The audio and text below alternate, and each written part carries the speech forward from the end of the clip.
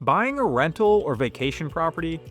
Stuck trying to decide how much to put down or if you should borrow from your HELOC? Today, I'll show you how to calculate the break-even point so you can decide which option makes the most sense. And we're even throwing in a twist. If you are going to use your HELOC for a down payment or borrow from anywhere, now you've got to factor in extra interest, cash flow, and a strategy to pay it back. Let's break it all down.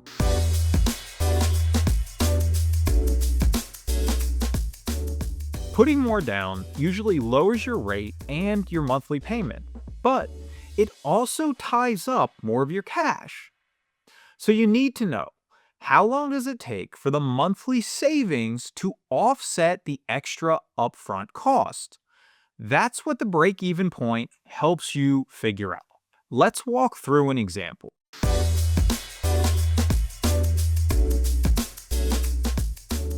Let's say the price of the property you're purchasing is $300,000. A 20% down would be $60,000. A 25% down would be $75,000. So that's an extra $15,000 up front. Now, let's say that your mortgage rates are 7% with 20% down and 6.5% with 25% down. That makes your monthly mortgage payments approximately $1,596 with 20% down and $1,422 with 25% down. That's a $174 a month savings with the bigger down payment. So, to figure out our break even, we take $15,000 and we divide it by 174. That gives us 86, which is a little over 7 years. In this case, you should ask yourself, how long will I have this property for? 7 years is not bad for a break even, but if you think you're going to have the property for less than 7 years, then it could make sense to hang on to your cash.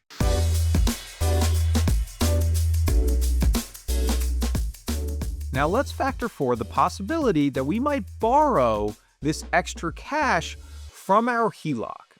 That's our home equity line of credit, and let's say that at today's rates, the HELOC is costing us 7.5%, and let's assume that we believe we can pay it back over the course of 12 months. Let's run those numbers.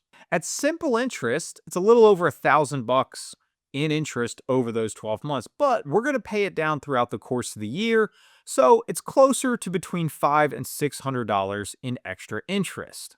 For this example, we're going to say that it is $563 in extra interest over the course of those 12 months. So to factor this into our break even, we have to take this 563, divide it by our 174 in extra savings, and that gives us 3.2.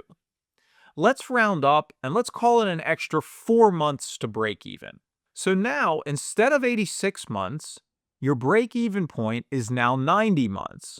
That's 7.5 years. So the bottom line here is that the cheaper mortgage still wins, but only if you're going to hold the property long enough to cover that borrowed cost.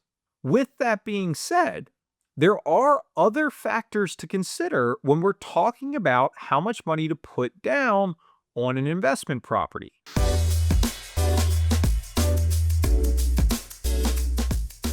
So let's talk about cash flow. For this example, let's say that 20% down leaves you with excess cash flow of $300 per month. Let's assume with 25% down, that could boost your cash flow to $475 a month. So that's an extra $175 a month or $2,100 a year.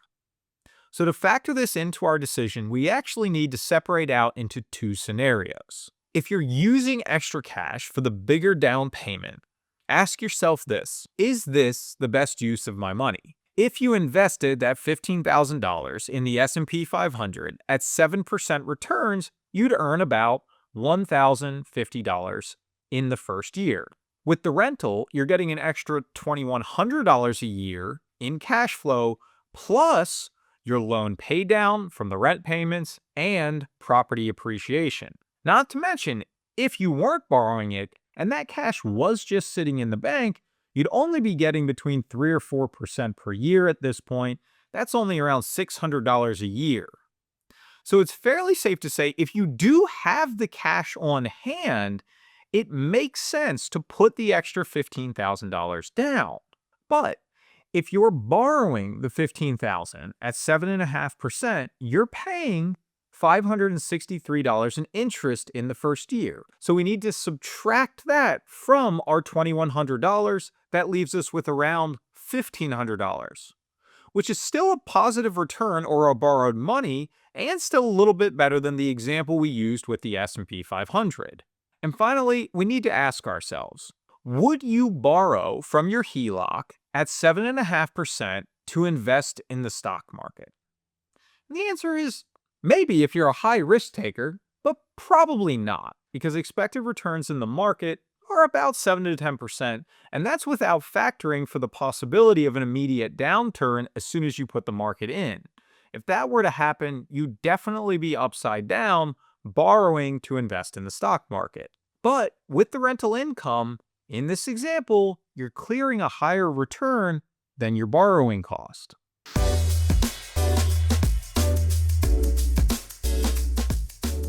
If you want more flexibility with your cash, or if you have to borrow the extra money for the down payment, then 20% down might be the way to go. A 7-year break even, when we're talking investments, isn't that great. It's not terrible, but it's not a no-brainer for it to make sense to put down the extra money, and especially not if we have to borrow that extra money. But if you want stronger cash flow, lower monthly risk, and you're definitely planning to hold the property for the long term, then 20% down, even if you are borrowing the money, could still be the best option.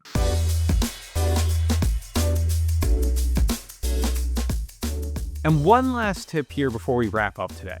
You're using your HELOC for your down payment. Have a clear plan to pay it back. Whether that's from the property's cash flow or your own income, don't let the short-term debt become a long-term problem. And if you are looking at a traditional long-term rental property, I think it's even more important to focus on your other options for getting this HELOC paid back than simply waiting for the cash flow to accumulate from your rental income. Especially with today's rates and prices, that margin isn't likely to be that great of a number, and it could take quite some time to pay back your HELOC. The reality is, if you don't think you're in a position to be able to pay back the amount you're borrowing on the HELOC in, let's say, less than 1 to 3 years, it's probably not the best option for you to be using the HELOC in the first place. If you found this video helpful and are interested in more videos like this, please subscribe, and I'll see you next time.